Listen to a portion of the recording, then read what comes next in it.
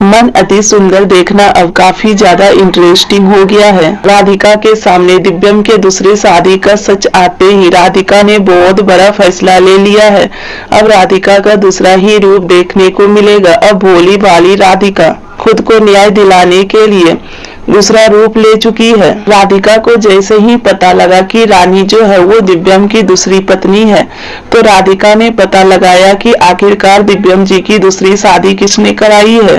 तो राधिका को पता लगा कि उसकी ही सासू माँ सुजाता ने कराई है। आज पहली बार राधिका पूरे परिवार के सामने कहती है कि आप सभी को तो पता है कि मेरा और दिव्यम जी का तलाक नहीं हुआ था, फिर दिव्यम जी का शादी कैसे हो गया। सुजाता गुस्से में आ जाती है और कहती है कि राधिका तुम्हारा बहुत ज्यादा मुंह चलने लगा है। तुम अब इस घर की सदस्य नहीं रही, तुम सिर्फ दिव्यम के पिता का सेवा करने के लिए आई हो। जैसे ही वो ठीक हो जाएंगे तो तुम यहाँ से चली जाओगी। तुमको इस घर में रहने का अब कोई अधिकार नहीं है। राधिका गुस्से में आकर के कहती है कि किसने कहा कि मुझे इस घर में रहने का अधिकार नहीं है।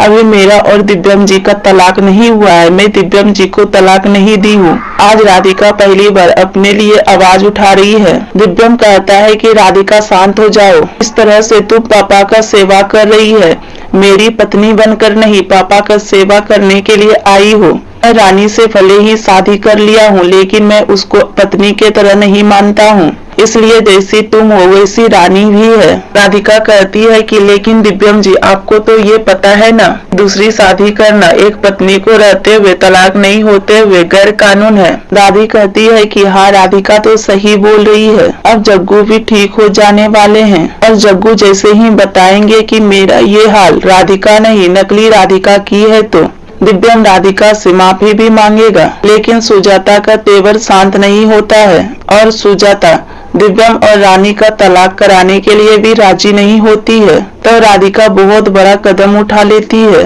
राधिका सुजाता के ऊपर गैर कानून शादी कराने का केस कर देती है। अब वो केस जैसे ही कोर्ट में जाता है तो सुजाता से सवाल पूछा जाता है। अब सुजाता के साथ अच्छा हुआ, जैसी करनी वैसी बनी। सुजाता को तो ऐसा लगता था कि राधिका भोली भाली है, उसको ऐसे ही सता लेते हैं। लेकिन जब राधिका काफी ज्यादा परेशान हो गई तो राधिका खुद के लिए आवाज उठाई। इसको किसको अच्छा लगता है जब राधिका ने अपने लिए खुद के लिए आवाज उठाई, अपने हक के लिए लड़ रही है। आप सभी को दिव्यम की जोड़ी किसके साथ अच्छा लगता है, राधिका के साथ या रानी के साथ, कमेंट बॉक्स में जरूर बताइएगा। सुजाता का भी सच्चाई सबके सामने बहुत जल्द आने वाला है, क्योंकि दिव्यम के पिता बिल्कुल ठीक हो चुके हैं और वही सुजाता की सच्चाई सबके सामने ला करके सुजाता को भी सजा देंगे।